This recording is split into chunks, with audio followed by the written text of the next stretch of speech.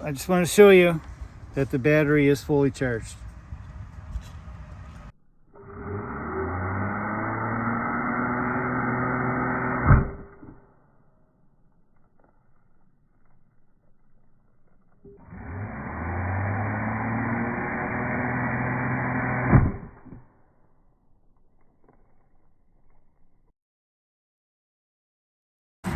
Okay, we're going to take the bar and chain off. So, see what kind of fibers stuck. So, there's no fibers on the bar. A little bit of fiber stuck on the chain.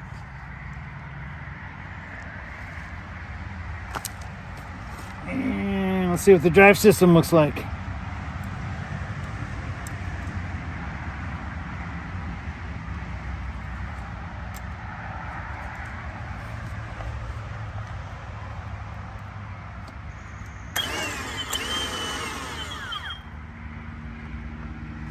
That's it.